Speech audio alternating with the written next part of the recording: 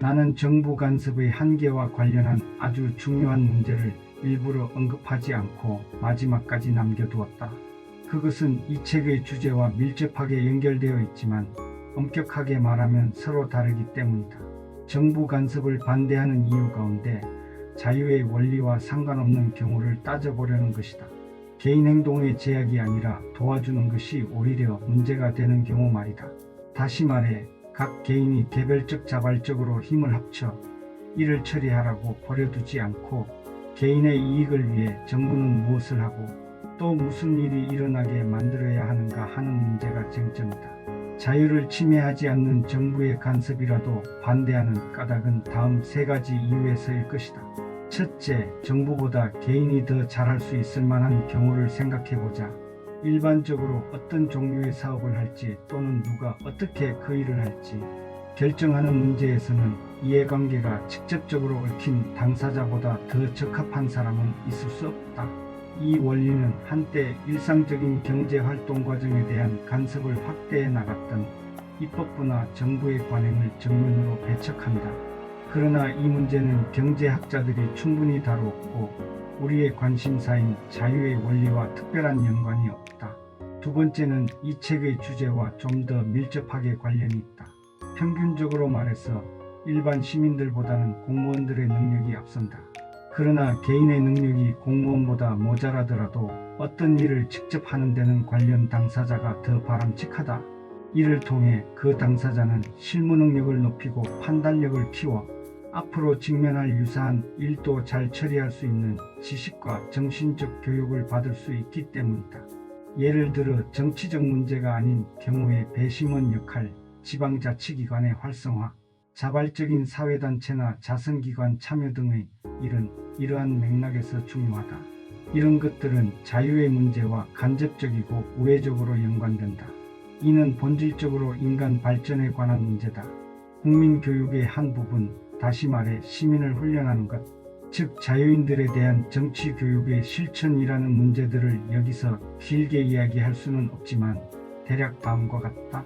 사람들을 개인이나 가족 중심에서 공동의 이익에 대해 더 잘 알게 하고 공동 관심사 다루는 일에 익숙하게 만드는 것, 즉 공공의 이익이나 어느 정도 공공과 관련 있는 이익을 위해 행동하고 연대할 수 있도록 개인의 행동을 습관화시키는 것 등이다. 이런 습관과 능력을 충분히 배양하지 않으면 제대로 된 자유정치 제도의 유지 보존이 어려워진다. 이는 지역 단위의 자유 보장이 충분하지 않은 나라에서는 대개 정치적 자유도 불안정한 것과 같은 이치이다.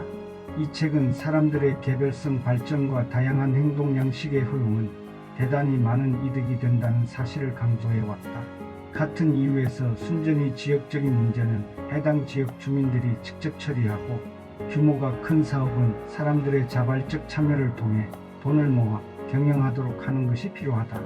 정부가 하는 일은 어디에서나 비슷하지만 개인과 자발적인 결성단체들은 이런 과정을 통해 각종 실험과 다양한 경험을 하게 된다. 이 과정에서 국가가 특별히 해야 할 일이 있다면 무수한 시행착오를 통해 축적한 그들의 경험을 수집 보관 관리하여 불필요한 실수가 되풀이되지 않도록 도와주는 것이다. 정부는 개인들에게 일정한 실험만을 강요하기보다 타인의 실험을 통해서도 무언가 얻을 수 있도록 유도해야 한다. 정부의 간섭을 거부하는 세 번째 이유이자 가장 명확한 이유는 이미 비대해진 정부 권력을 더 강화되도록 두어서는 안 되기 때문이다. 이미 많은 권한을 행사하는 정부에다 다른 권한을 더한다면 사람들의 희망과 불안에 대한 정부의 영향력은 더 커지고 활동적이고 야심만만한 시민들도 점점 정부나 집권을 꿈꾸는 정당의 눈치를 보는 존재로 전락할 것이다. 만일 도로나 철도, 은행, 보험회사, 대형 합자회사, 대학, 그리고 공공자선단체가 모두 정부의 산하기관이 되어버린다고 생각해보라. 나아가 시형기업과 지방관청, 그리고 이들에 딸린 모든 부속 기관들이 중앙정부의 조직으로 편입되어 버린다고 생각해보라. 이렇게 되면 이 모든 조직의 직원들은 정부에 의해서 임용되고 월급을 받으면서 생활이 좀 나아질 길이 없을까 정부의 눈치를 보게 된다. 이런 나라에서는 아무리 언론의 자유와 민주적 의회 제도가 발전한다고 해도 이름뿐인 것으로 자유국가 이상을 구현할 수가 없다. 행정기구가 더 효과적이고 과학적으로 조직될수록, 다시 말해 최고의 자격과 능력을 갖춘 사람을 뽑도록 공무원 채용 방식이 발전할수록 그 부정적 효과도 커진다. 영국의 경우 최근 들어 지적 능력과 지식이 가장 뛰어난 사람을 뽑기 위해 공무원 채용에 경쟁 시험을 도입하자는 의견이 대두되면서 찬반 양론이 치열하게 부딪히고 있다. 반대하는 쪽은 보수나 그 중요성에 있어 공무원은 가장 능력이 뛰어난 이들을 유인할 만큼 매력적이지 못하다는 점에 주목한다. 그런 사람들은 전문직이나 회사, 그 밖의 공공기관 같은 곳에 더 흥미를 느낀다는 것이다. 그런데 이 제안에 공감하는 이들이 당면한 어려움 극복을 위해 이런 주장을 했다면 다들 그다지 놀라지 않았을 것이다. 이 주장이 오히려 그 반대쪽에서 나왔으니 이상한 것이다. 이들 반대자는 그것이 안전판을 가지고 있지 않다는 점을 집중적으로 거론한다. 실제로 이 나라의 뛰어난 사람들이 모두 정부 쪽으로 흡수될 수 있다면 그런 결과를 불러올 제안에 대해 못마땅해 하는 것을 이해할 수 있다. 만일 조직적인 협력이나 거시적 포괄적 판단이 필요한 모든 사회 활동이 정부 통제 아래로 들어가고 정부의 모든 부서가 가장 유능한 사람들로 채워진다고 가정해보자. 그러면 이 나라의 모든 대규모 문화사업, 실천적 지식과 관련된 모든 일들이 관료기구의 손안에 집중될 것이다.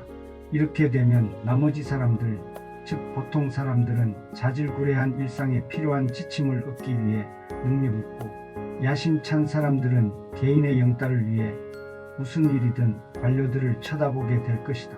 결국 이런 사회에서의 희망이란 관료 사회의 일원이 되거나 일원이 되었다면 신분 상승을 꾀하는 것이 전부일 것이다.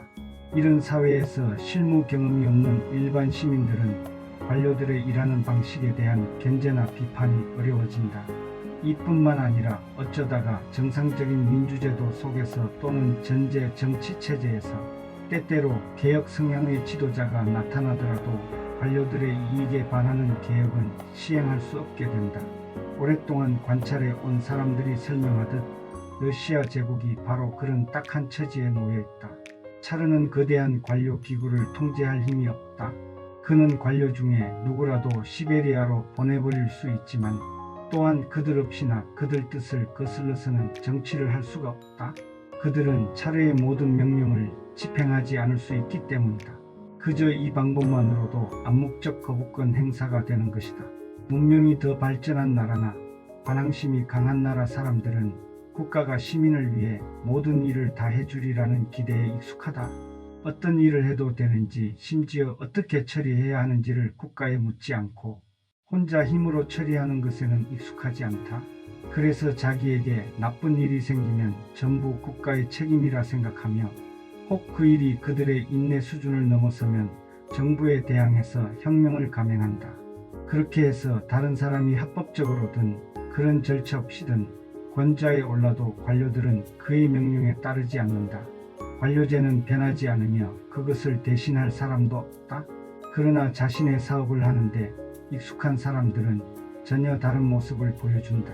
프랑스의 경우 국민 다수가 군대에서 복무했고 그중 상당수는 적어도 하사관 계급까지는 오른 경험이 있다. 그래서일까? 이 나라에서는 인민봉기가 있을 때마다 그럴듯한 행동계획을 세우는 지도자가 여러 출연하고 있다. 미국인들도 프랑스인의 군대 경력과 견줄 정도로 잡다한 시민사회의 조직 및 운영에 능숙하다. 이런저런 공공사업을 너끈히 해낼 정도의 지적 판단과 질서, 결정 능력을 보유하고 있다. 그들은 정부가 없어도 즉석에서 조직 하나를 만들어 그 공백을 훌륭히 메워나갈 것이다. 자유국민이라면 이 정도는 되어야 한다. 이런 일을 할 수 있는 국민이라면 자유를 누리는 것이 당연하다. 그들은 어떤 사람이나 조직이 중앙정부를 장악하고 주도적으로 그들의 자유를 빼앗는다면 결코 이를 허용하지 않을 것이다. 이런 국민이라면 그 어떤 관료 조직도 국민이 원치 않는 일을 밀고 나갈 수 없다. 반대로 관료가 모든 걸 장악한 사회에서는 관료가 강하게 반대하면 어떤 일도 할 수 없다. 따지고 보면 이런 나라의 정치 제도라는 것은 경험과 정치적 능력이 있는 자들이 나머지 사람들을 지배할 목적으로 조직해 놓은 규율을 갖춘 기구라고 할 수 있다.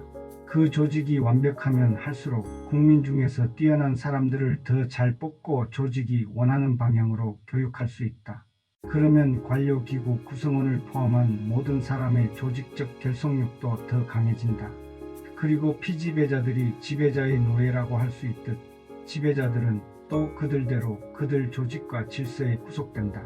이는 중국 조정 대신들이 전제 정치의 말단주도 세력이면서 동시에 조정의 도구이자 피지배자였던 것과 마찬가지다.